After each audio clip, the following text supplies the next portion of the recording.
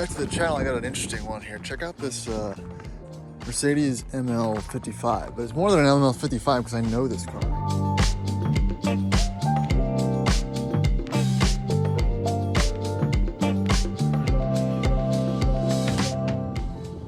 So this particular ML55 was purchased by a friend of mine from a CarMax auction for $99 or like $999 or something.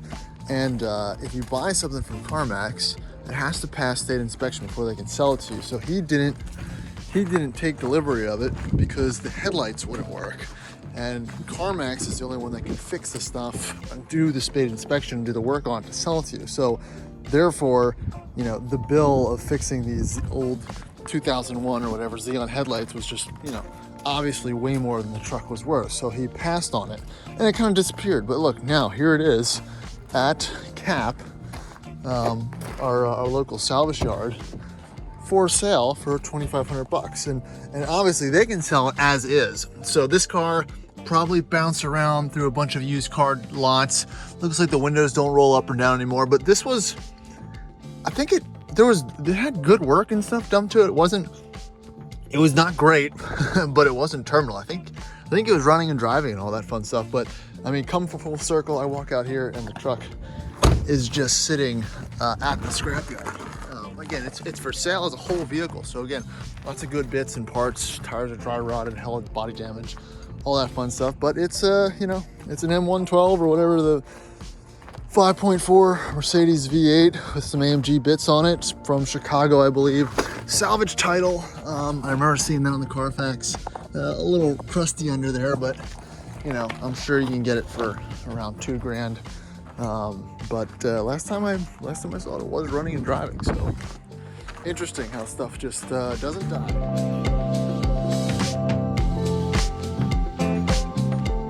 So I usually don't come into the American side because there's less interesting things here, but we're kind of stock full of, especially this old Plymouth K-car wagon. Can't remember what these are called. There's so many different variants that you know, they all just blend together. Yeah, it's in a condition. It's in a stinky condition. I mean, so many of these are just scrapped and destroyed. It's amazing it lasted this long. But over here, holy crap, didn't notice this. This LeBaron has been, oh, it's a Maserati TC, sorry. Somebody either wanted it, burned it, took everything out of it. I mean, the hardtop's probably worth money, but man, somebody, you know, that's the crazy thing. It's like you think things are worthless, like, oh, no one's gonna want the pieces or the parts or the bits from that, and there's an ass for every seat, and there's a car for everyone's odd needs. So it's been gone through. So this is a Dodge Shadow, early 90s, also convertible, a little bit after the initial K car, just also a throwaway car that's ironically cool these days. Yeah, you can kind of tell with the kind of gold silver rims, wheels. Ooh, it's a Chrysler 3-liter V6, which is kind of that same motor they put in vans and stuff. It's pretty widely used, doesn't make much power. Transmissions are apparently glass, but you know, that's kind of how it ends up. Here we get to the cream of the crop, the venerable PT Cruiser convertible, probably 2.4. Let's see if it's a stick. Nope, it is automatic.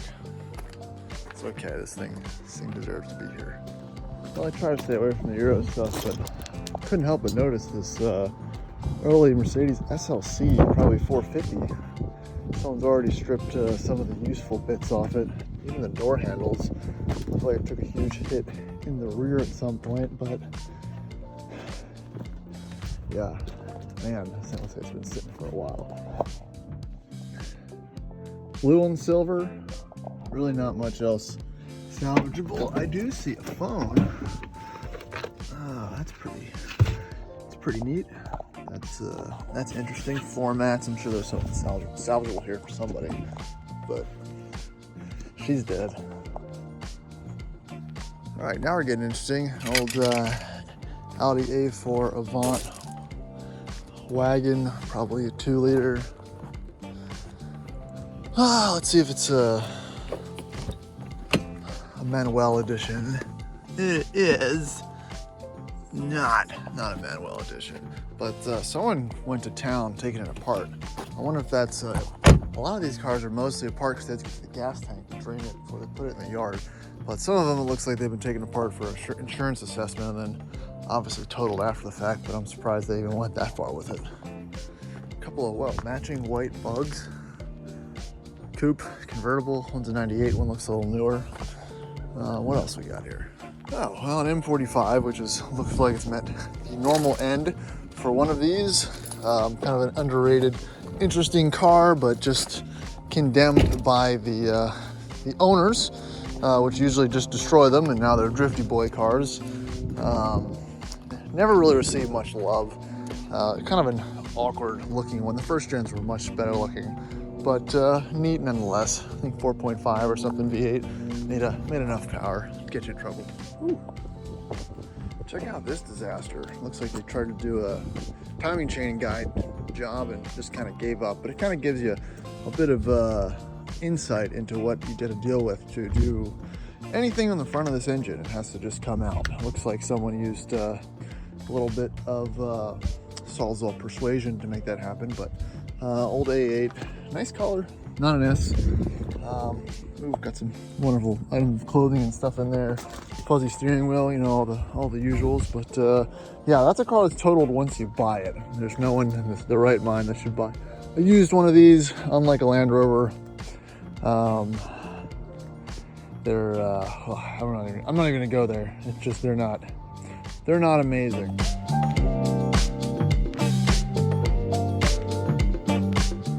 Check out this white E320, it looks like. It's funny, it says right on there, bad rack and pinion, 300K. Totaled, which, you know, it probably was totaled, but rack and pinion job, one of these is not probably the end of the world, but, you know, if you don't maintain it up until then, it's pretty gross.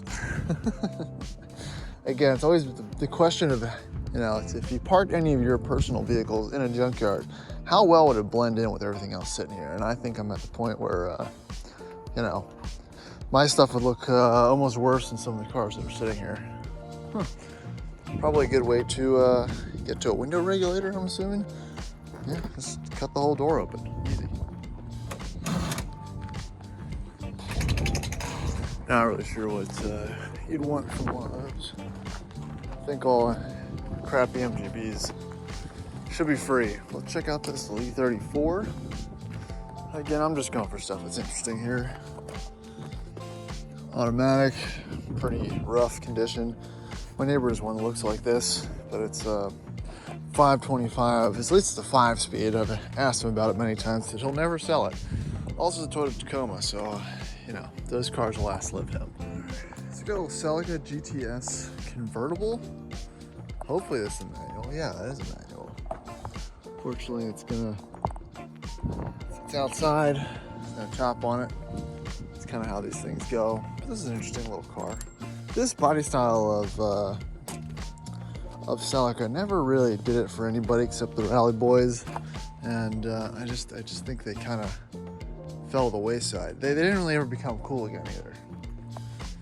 And this second gen, first gen Camry wagon, honorable mention, pretty neat little car.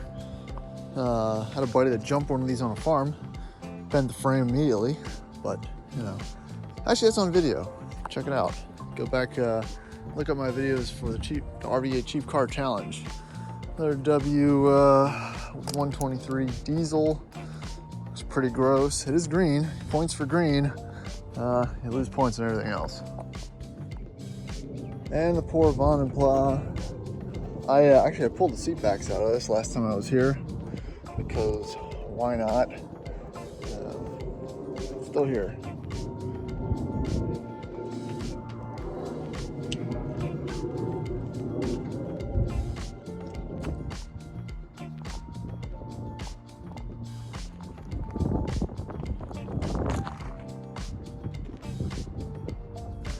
Alright, so wrapping up that video, just a quick kind of junkyard walk around. I always find it interesting just to take a stroll through CAP, Chesterfield Auto Pots here in Richmond, just to see what they have. I mean, who knows, it could be something interesting. could inspire me to buy something because there's a parts car in there. You never know. That's how the sickness works. But it does highlight the fact that my general automotive knowledge of makes, models, years has decreased a little bit as I become a little more focused and specialized in some of my own, you know, fixings, doings, and just working on my own personal cars, trying to get into the weeds there. You know, it's not just, you know, the activity is not just having a knowledge of cars, it's doing car things. So the more I do things, the less of that overall vast knowledge of makes, models, and all that fun stuff as a kid used to have starts to decline. So, but yeah, decent quick walkthrough. Appreciate you guys watching. Check out the next video. Check out the rest of the channel. Like, subscribe, do the YouTube stuff. See you later.